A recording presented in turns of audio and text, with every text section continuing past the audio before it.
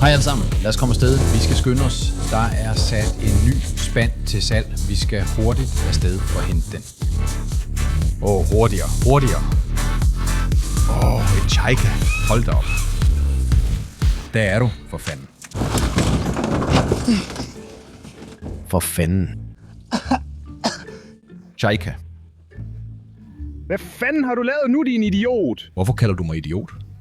Jeg havde ikke planlagt det. Hvad skal vi så gøre nu? Hvad er der galt? Vi er faret vild her i skoven for pokker, og du væltede bilen. Vi er ikke faret vild nogen steder. Vi kommer nemt ud herfra, sikkert. Hvordan skal vi komme ud herfra? Du væltede bilen. Alt er løbet ud af den for pokker. Det skal nok gå. Bare rolig. Selvfølgelig skal det nok gå for pokker. Vi skal bare finde en måde at komme ud herfra på. Præcis. Jarik. Hvorfor tog du ham egentlig med her? Jeg tager ham altid med mig. Eller rettere sagt, han er altid sammen med mig. Ja, undskyld. Det var ikke med vilje. Det skete bare. Kom ud. Hvordan har vi egentlig tænkt os at komme væk herfra nu? Og endda alle tre. Vent nu lige for pokker. Hvad? Patroner. Her. Hvilke patroner? Hold nu op med at lave sjov. Vi skal finde en måde at komme væk på. Der er kun én flod her, og ellers bare skov over det hele. Præcis. Se, patronerne, de fortsætter. Hvor fører de hen? Her, mere. Se, jeg laver ikke sjov. Det her er fra en pistol, og det her er fra et automatgevær. Og de fører, som du sagde, mod floden. Ikke? Jarik, kom hurtigt. Ud. Lad os gå. Din robot kan ikke komme ud. Så er han ligegyldig. De løb mod floden. Det betyder noget, helt sikkert. Patroner kan ikke bare ligge her uden grund. Her er flere patroner. Og endnu flere. Se, de ligger bare og vælter ud her. Hvad er det her? Se, en eller anden jernkasse. Det er jo noget vrøvl. Hvad laver den overhovedet her? Kan du se, hvor mærkelig farven er? I sådan nogle kasser plejer banditter at gemme et depot eller pakker. Ja, selvfølgelig. Vent lige, stop. Se, det er en del. Hvad? Det er bare et stykke metal. Nej, det er en del fra en gangster G-klasse. Se. Hvad finder du ellers på? Jeg siger dig, det er sandt. Og der er et vandhul, ikke?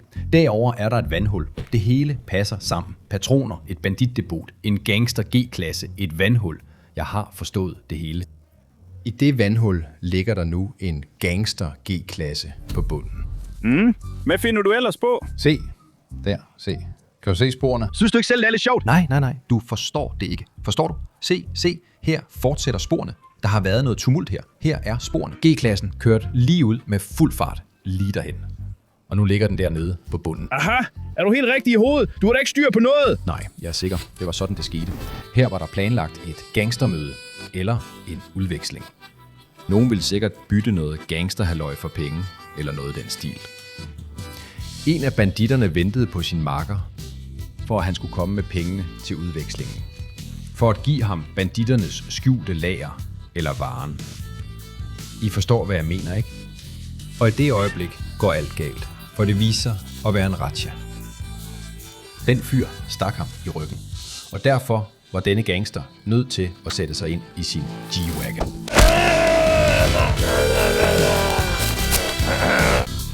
Men betjenten løb efter ham. Han løb. Og så hopper denne gangster allerede ind i sin G-Wagon. Han kører med fuld fart.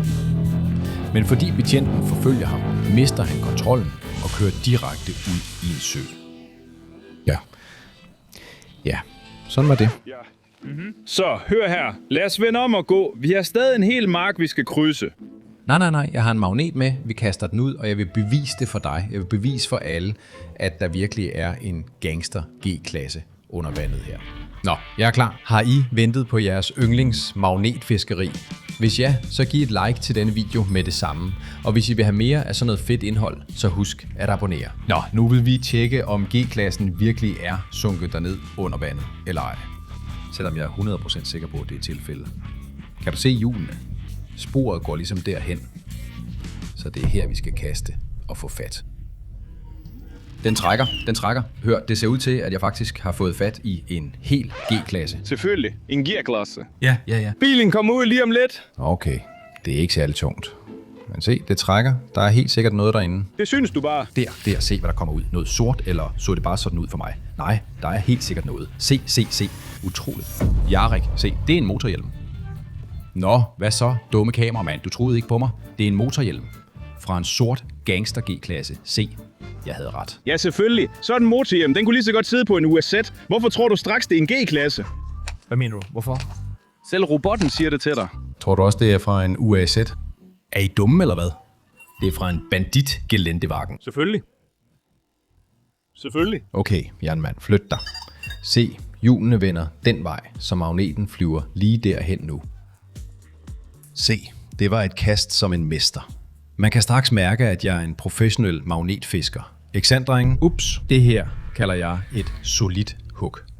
Se, hvor stramt rebet er blevet. Og der er bobler derovre. Nu vil I helt sikkert tro mig, drenge. Ja, jeg har fået fat i G-klassen. Hold kæft, robot. Er G-klassen virkelig allerede på vej? Ja, den kommer. G-klassen kommer. Ja, derovre der er G-klassen. Noget gik galt. Men der er stadig noget på magneten. Noget lille. Jeg rev noget af G-klassen. Noget kan ses. Et sølvfarvet stykke metal. Ja, der er det. Hold da op. Hvad er det her, drenge? Det er en del fra G-klassen. Det er en karburator fra Geländewagen. Ja. Se, kan du se? Bosch, made in Germany. Så det er helt sikkert fra G-klassen. Det er slet ikke fra G-klassen. Hvorfor tror du, at det betyder noget, at det er Bosch? Den kan sættes på alle sådanne biler. Og det her er Mercedes. Kan du se det, din dumme operatør? Mercedes. Nå, og hvad så, hvis det er en Mercedes? Det kan være hvilken som helst Mercedes. Hvorfor tror du straks, det er en G-klasse? Men I troede jo slet ikke på mig i starten. Jeg tror stadig ikke helt på det nu. Tror du ikke på, at det var en gangster G-klasse? Nej. Jeg siger dig, det er sandt. Jeg skal nok bevise det for dig. Og faktisk er der virkelig mange banditter i dette område. Og alle de banditter er på en eller anden måde forbundet med bedstefar. Bedstefar, som vi jager, som vi leder efter, som kender hemmelighederne om den flyvende brødvogn. Så ja, og det hele hænger sammen, robot, du har ret. Lige nu føler jeg noget meget let. Gutter, se her, det kommer. Der, nu sker det. Godt, sådan. Bum. Se, noget sølvfarvet stikker direkte op af vandet. Hopla, en kasse, eller hvad er det? Flying One-modulet til brødvognen. Brødvogn Unit. Det er en reservedel fra brødvognen. En slags flyvemodul, ja. Flying One. Den flyvende lastbil, se. En dåseblik, det er det. Tror du også, det er fra den flyvende brødvogn? Helt sikkert. Jeg havde på fornemmelsen, at hvor der er banditter, hvor der er G-klasser, der er også den gamle mand. Så det betyder, at vi er på rette vej, venner. Hvis I vil se den flyvende Buhanka, hvordan den virkelig flyver, så skriv det i kommentarerne og abonner. Og denne dims gemmer vi, for jeg tror, vi får brug for den senere, når vi skal installere den i Buhankaen. Så på denne bandit G-klasse blev der altså transporteret reservedele til den flyvende bil, ikke? Nå, men nu, når jeg ikke tror på mig, men du dumme kameramand, hva? Tror du stadig ikke på det? Ja, det ser ud til at være fra den flyvende Buhanka. Ja, og der er også den sunkne gangster G-klasse. Ja, det er den sunkne gangster Buhanka. Eller den flyvende Buhanka. Sikke en drejning. Lad os smide den samme sted, hvor jeg fandt det forrige fund. Ja, jeg har allerede fundet ud af, hvor G-klassen er. Se, hvor stramt det er. Den trækker virkelig hårdt. Ja, du troede ikke på mig. Nu hiver jeg G-klassen op. Se, der er noget sort. Betyder det, at det er G-klassen eller ej? Hvad er det? Men lige utroligt. Det er døren fra gangster G-klassen. Se, hvor hårdt den er dækket af snavs og rust. Den må være blevet meget rusten under vandet. Sådan ser folk bag rattet i en G-klasse helt sikkert ud. Nå, ligner jeg en bandit, hva'? Du ligner en idiot. Hvorfor? Fordi du allerede er blevet skør. Taget mangler, ja, det er rigtigt. Måske finder vi det også. Taget sidder sammen med karosseriet på rammen, så vi smider det også op nu. Men denne dør er fra en ægte G-Wagon. Vildt. Nu er vi helt sikkert på rette vej. Vi finder den flyvende brødvogn. Måske finder vi en dag også din stemme og får Leska tilbage, hvis I ønsker det. Skriv i kommentarerne, hvad I helst vil have først, så laver vi netop sådan videoer. Men nu fortsætter vi. Vi fortsætter med magnetfiskeri. Hvorfor gjorde du det, kameramand? Hvorfor stod du på mit tog? Jeg gjorde ikke noget.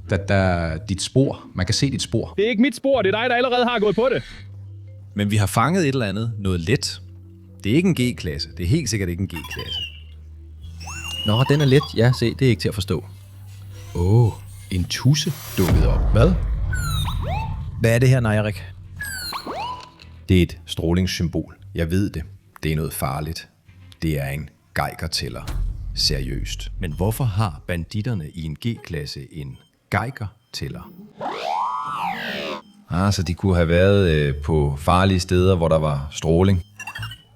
Lad os prøve at måle strålingen fra de fund, vi har gjort med Geiger-tælleren. Og så finder vi ud af, hvorfor banditter i en bandit G-klassen kunne få brug for en Geiger-tæller.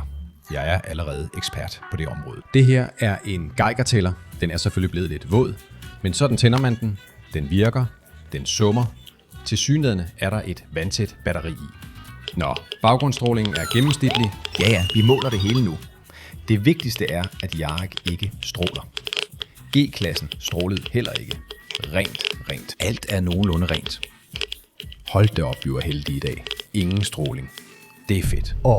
Hørte I det? Wow, det stråler virkelig meget. Den her ting er helt sikkert fra varevognen. Og ved du, hvorfor den stråler? Fordi varevognen kører på radioaktivt brændstof. Og radioaktivt brændstof er radioaktivt. Seriøst? Og derfor er alle reservedele fra varevognen meget farlige. De er fulde af stråling, venner.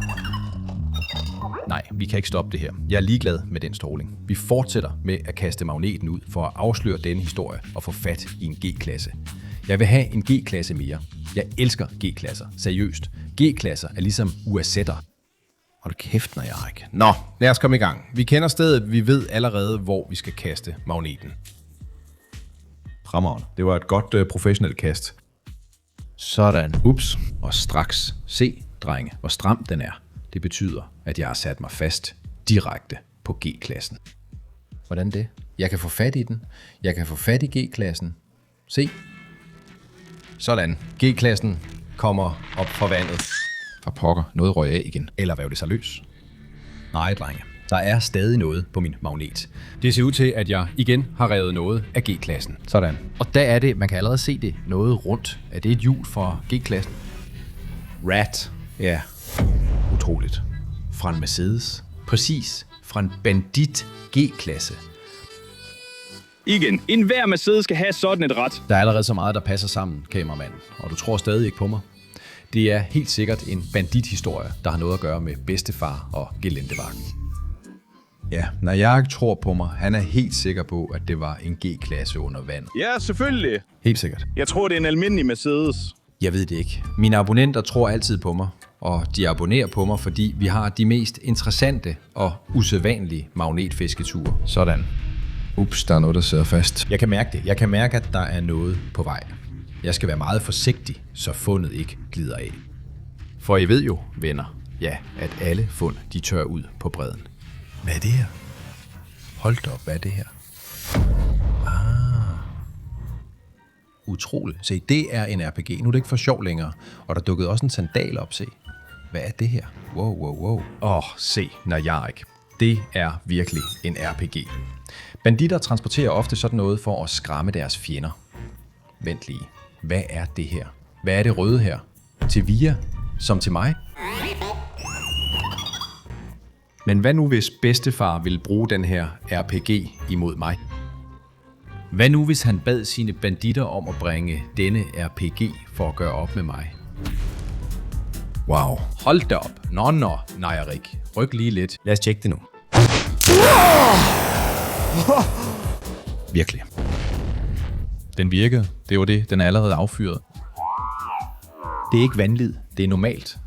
Man skal håndtere banditter med banditmetoder. Hold nu kæft. Lad os bare fortsætte med at smide magneten. Nu skal jeg nok bevise det for dig, din udulige operatør, at det helt sikkert er en G-Wagon. Måske selv hvis det virkelig er en af de der bandit G-Wagoner, giver det måske mening at tage dykkerudstyr på, dykke ned og finde G-Wagonen under vandet og få den op derfra. Ja, jeg svømmer derud, helt sikkert. Jeg har allerede gjort det før. I kan se videoen via infokortet. Der fik vi en hel varevogn op fra vandet. Og med G-Wagon skal vi nok også klare det. Hvis I vil have flere af sådan nogle videoer, så husk at like og skrive det i kommentarerne. Se, den sidder fast igen. Se, hvordan rebet strammes. Helt sikkert. Enten er det faldet af, eller også har den revet noget af igen. Nej, hør, der er noget på magneten. Helt sikkert. Jeg har revet endnu en del af G-Wagon af igen. Nu tager vi den. Den kommer. Se der, kameramand. Noget kommer op, der kommer bobler. Noget sort. Hvad er det? Et eller andet gitter? Mercedes. Det er kølergitteret fra en G-Wagon. Sådan et findes kun på en G-Wagon. Ingen andre store biler har sådan et kølergitter. Er det ikke rigtigt, Jarek? Ja, Najarik. Præcis. Robotten Najarik troede endda på mig. Og du? Nå, hvad tænker du nu? Du havde en eller anden kinesisk Mercedes. Nå, det var jo en G-Wagon. Så se lige på logoet, hvordan det ser ud. Nå, det er jo en G-Wagon. Se nu, hvorfor er du så mistroisk? Alt passer jo. Se her. Her er kølergitteret fra en G-Wagon. Det var et sted her. Her er motorhjelmen. Her er rattet. Her, det ser ud til, at jeg er en bandit. Sådan sidder jeg bag rattet i G-Wagon. Alt passer. Døren er helt sikkert herfra. Her er den. Halvdelen af G-Wagon er allerede samlet. Det er helt sikkert alle reservedele fra en G-Wagon-vinder. Skriv i kommentarerne, om I tror på mig, VIA eller ej. Og det her, det er banditting. Ja, du har ret. Alt det her var inde i kabinen på G-Wagon. En bandit bazooka. En RPG. De her ting bar de for at undgå stråling og sådan noget. Det hele er Mercedes G-Wagon. Ikke en almindelig, men en banditbil, som endte under vand. Nå, har jeg bevist det? Nå, ja. Ja. Selv den skeptiske kameramand troede på mig. Nå, så vi laver det sidste kast og begynder at gøre os klar til dykning, for ellers kan vi ikke få fat i det.